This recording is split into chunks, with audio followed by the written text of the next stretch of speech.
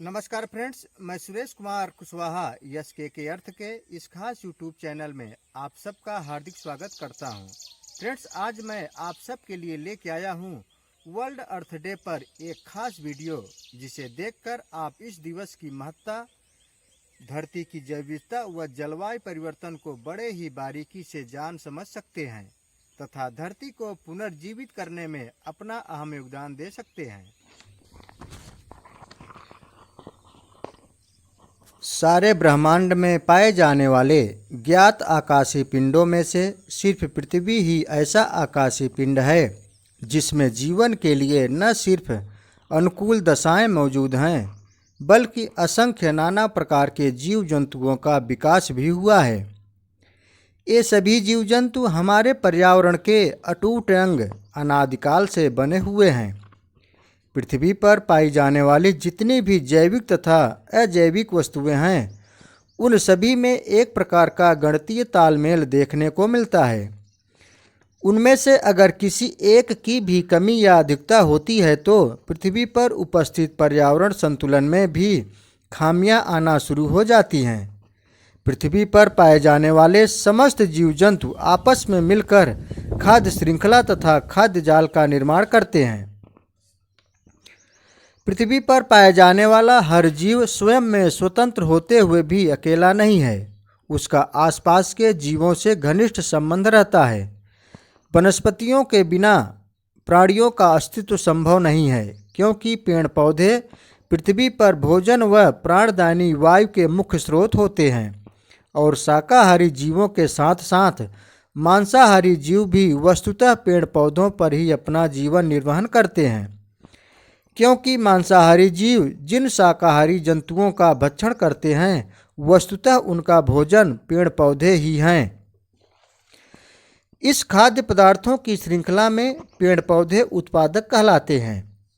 हरी वनस्पतियां सूर्य के प्रकाश में प्रकाश संश्लेषण यानी फोटोसिंथेसिस की क्रिया करके वायुमंडल से कार्बन डाइऑक्साइड अवशोषित करती हैं तथा भारी मात्रा में भोज्य पदार्थ का निर्माण व ऑक्सीजन उत्पन्न करती हैं, और इन पौधों द्वारा उत्पन्न भोज्य पदार्थ को उपभोक्ता बड़े चाव से खाते हैं अपने जीवन के लिए, जिंदा रहने के लिए। कोई भी व्यक्ति किसी वस्तु का निर्माण संभवतः अपने फायदे को देखकर ही करता है। ठीक उसी तरह प्रकृति ने भी अपनी आवश्यकता की पूर्ति व तालमेल के लिए धरती पर अनेक जीव जंतुओं को बनाया, जिसे हम जैव विविधता कहते हैं। जैव विविधता अथवा जैविक विविधता जीवों के बीच पाई जाने वाली विभिन्नता है, जो कि प्रजातियों में प्रजातियों के बीच और उनके पारिस्थितिक तंत्रों की विविधता को भी समाहित करता है। और पारिस्थितिक तंत्र विविधता विविध जैव भौगोलिक क्षेत्रों जैसे झील, मरुस्थल, नदियों, पहाड़ों आदि में प्रतिबिंबित होती है। जैव विविधता में संपन्न वन कार्बन डाइऑक्साइड के प्रमुख शोषक होते हैं। कार्बन डाइऑक्साइड एक ग्रीन हाउस गैस है जो वैश्विक तापन यानी ग्लोबल वार्मिंग के लिए जिम्मेदार है। जैव विविधता मृदा निर्माण के साथ साथ उसके संरक्षण में भी सहायक होती है। जैव विविधता मृदा संरचना को सुधारती है तथा जल धारण क्षमता तथा पोषक तत्वों की मात्रा को बढ़ाती है। जैव विविधता जल संरक्षण में भी सहायक है, क्योंकि यह जलीय चक्र को गतिमान रखती है। वनस्पतियां भूमि में जल रिसाव को बढ़ावा देती हैं, जिससे भूमिगत जल स्तर बना रहता है। पर अब ऐसा नहीं है। मानव विकास की अंधी दौड़ ने धरती की इस बहुमूल्य जैव विविधता को बुरी तरह से प्रभावित कर दिया है, जिसके परिणाम स्वरूप आज हमारे धरती का पर्यावरणीय संतुलन गड़बड़ा गया है। और पर्यावरणीय संतुलन के गड़बड़ाने से धरती पर न सिर्फ कई जीव जंतुओं पर विलोपन का खतरा मंडरा रहा है, बल्कि धरती पर जीवन के लिए सबसे आवश्यक तत्व जल के जलीय चक्र पर भी बुरा प्रभाव पड़ा है, जिसके परिणाम स्वरूप आज कहीं अतिवृष्टि तो कहीं बाढ़, कहीं सूखे जैसी स्थिति उत्पन्न हुई है। एक अनुमान के अनुसार कुल वर्षा का 31% पानी धरती के भीतर समाना चाहिए, परंतु वनों के विनाश के कारण ऐसा नहीं हो पा रहा है।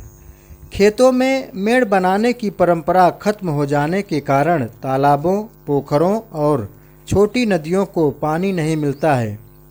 वर्तमान में देश के कुल भूभाग के 12% भाग पर ही वन क्षेत्र बचा है, जबकि यह 33% भूभाग पर होना चाहिए। एक औसत वृक्ष अपनी जड़ों के पास लगभग 500 गैलन पानी रोक कर रखता है। सतह के पास पानी होने के कारण वनों में अनेक प्रकार की वनस्पतियां भी खूब विकसित होती हैं। वन क्षेत्रों से होकर बहने वाली नदियों में वर्ष भर पानी भरा रहता है। वनों के नष्ट हो जाने के कारण नदियों को पहाड़ी और भूमिगत झीलों से मिलने वाला पानी भी रुक गया है। वनों के विनाश एवं खनन उद्योग के कारण नदियों के पेट में गाद जमा होने लगा है। वन क्षेत्रों में खनन के साथ साथ नदियों में रेत का खनन खतरनाक स्तर तक बढ़ गया है। रेत खनन में आधुनिक मशीनों के उपयोग से बहती नदी के अंदर से भी रेत खींची जा रही है।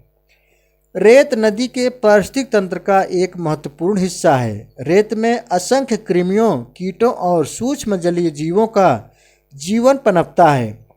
रेत में मिले कार्बनिक पदार्थ अनेक सूक्ष्म जीवों का भोजन होते हैं, जो मछलियों एवं अन्य जलीय जीवों का भोजन बनते हैं। इनसे ही कोई नदी पवित्र और अमृतमयी बनती है।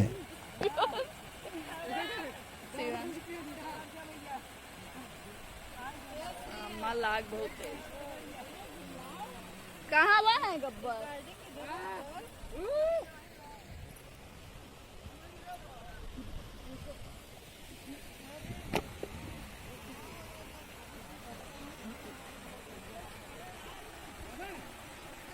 आओ नीचे आओ तेरी।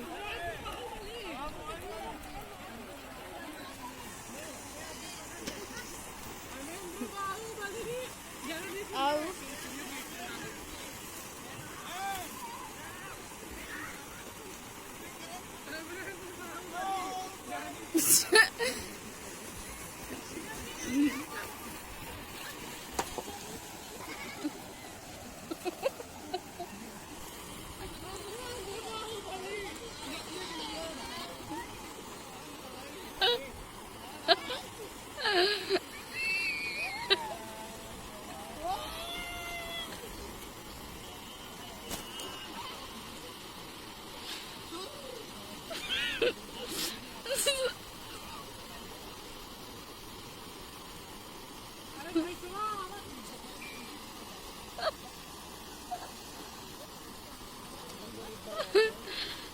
आओ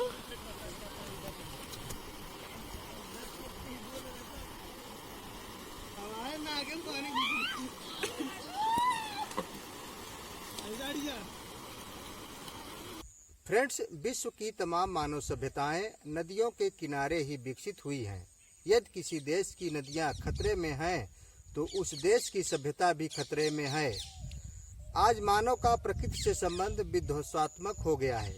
यही कारण है कि आज ग्लोबल वार्मिंग जैसी भयंकर महामारी इस धरती पर उपज आई है, जिसके परिणाम स्वरूप धरती के जल संसाधन बुरी तरह से प्रभावित हुए हैं और जल संसाधनों का प्रभावित होना धरती पर जीवन की समाप्ति की सबसे बड़ी कड़ी है। ऐसे में अपने अस्तित्व को बनाए रखने हेतु, धरती की जैव विविधता को जीवंत बनाए रखने हेतु हमें प्राकृतिक जल संसाधनों को भी जीवंत रखना होगा।